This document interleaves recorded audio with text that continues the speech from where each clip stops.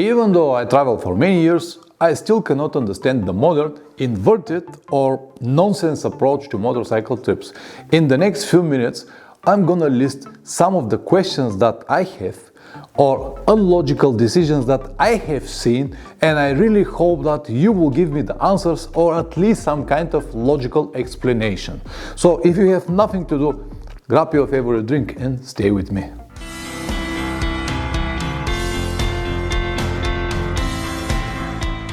This video is going to be different. We're gonna switch our roles. I'm gonna ask you questions and I hope that you will give me the answers, or as I said in the intro, at least some kind of logical explanation. Some of you will like it, others might find this video a little bit arrogant, but to be honest guys, I never had the goal to be liked by everyone, and I cannot remain silent when the king is naked. So without wasting any more time, let's begin. The first question that I have is, why do some people prefer to spend $25,000 for a motorcycle, more $5,000 for gear, and then ride it on the highways with 160 kilometers per hour without worrying about the petrol consumption or how much it will cost them, eat at least twice a day on a fancy restaurant, and at the end of the day they try to save money by sleeping in their tents? The second question that I have is, what is the logic taking a 250 kilograms motorcycle, loading it with another 50 kilograms of luggage, some kind of adventure stuff, and then ride it very slowly on the dirt roads, helping with your feet on the ground because you're afraid that the motorcycle is too heavy and you might drop it? I have seen some riders, even though they have enough time and money, still prefer to ride 1000 kilometers on the highway on very high speed instead of 300 or 400 kilometers on beautiful twisty roads. Can you tell me why? And of course this raises another one question: do you still believe that on a long motorcycle trip riding fast will help you reach your final destination faster?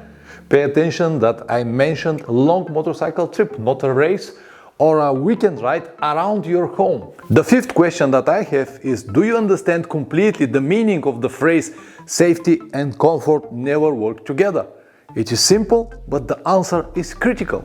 The sixth question that I have is, are you aware that the motorcycle trip that you have planned is only for you and no one, let me repeat it, no one, your colleagues, your friends, social media, even your family cares about it?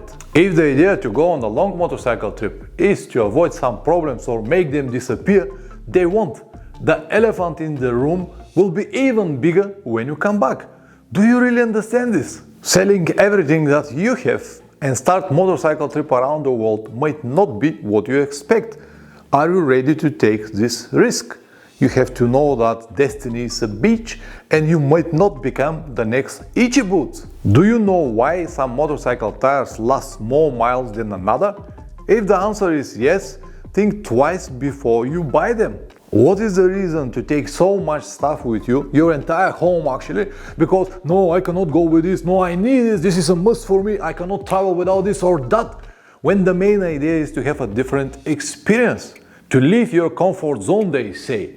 But how you gonna do it if you're not ready, or if you don't want to sacrifice even very simple things? Some riders swear that they will never ride a motorcycle without traction and cruise control anymore. If you're one of those guys, why don't you take your car? It will have a better seat and even air conditioning. When did some expensive brands and models become really necessary on an adventure trip? I thought that we can travel with any motorcycle and any gear. It looks like somehow I missed this important information. Do you really understand that buying the most expensive motorcycle on the market today, the top of the top, the best adventurer, cannot guarantee a better outcome on your trips?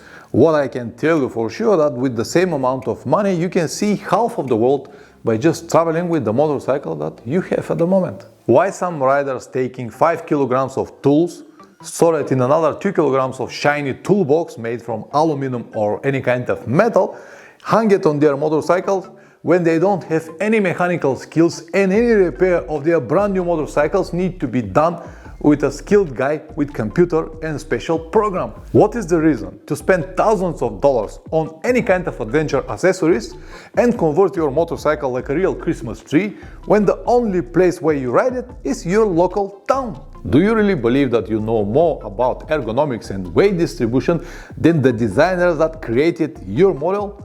If the answer is yes, can you please explain to them that hanging big hard panniers, top box and a lot of weight on the rear side of your motorcycle is absolutely no problem and it is not going to hurt the handling in any way? Can you please explain to me how exactly muffler that cost 800 euros will help me to have a better experience on my trips? What will be the main benefit for the engine of your motorcycle if you change the oil once per 15 or 20,000 kilometers? Because this is what some models recommended, right?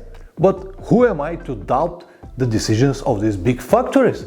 Of course, they want us to ride our motorcycles as many as possible years without any problems, without buying any spare parts, any additional things, and of course, keep our motorcycles for at least 20-30 years, right? Maybe because the modern engines works in less stressful conditions, they've got less horsepower, we do not twist the throttle that much because we know how to ride now, we are better than before, the old riders, and maybe because the air is clean and the quality of the oil is much better than before, that's why maybe it's good to keep it for 15-20,000 kilometers, even 20,000 miles. I don't know guys, but I hope that you will tell me the answers. I have two more questions, they are not really related to motorcycles, but because the answers are important to me, I'm gonna ask you anyway. What will be the reason for someone to come and watch one of my videos for 10 minutes and then spend another 30 or 40 minutes writing negative comments, when I never asked him on the first place to come and watch my videos? They are free on YouTube. And the second is, do these people really believe that just because of them I'm gonna stop making videos, delete my channel and even cry at home just because of them? I want to let you know that I don't care at all, I'm just curious. I also watch a lot of YouTube videos, and when I don't like something or someone, I just switch to another video. That simple it is. I told you that this video is different, I hope that you have some fun with it. Anyway, press like or dislike, whatever it deserves. Don't forget that every Sunday I make live streams for channel members and patrons. Over there we discuss everything related to long motorcycle trips. If you don't want to become member or patron, you can always watch the streams 2 days later, pre-recorded on my second channel, Motorcycle Adventures Lives. It won't be live anymore and you wouldn't be able to ask questions and receive answers, but you can still gain a lot of useful information. All the details will be in the description down below. See you next time. Ciao!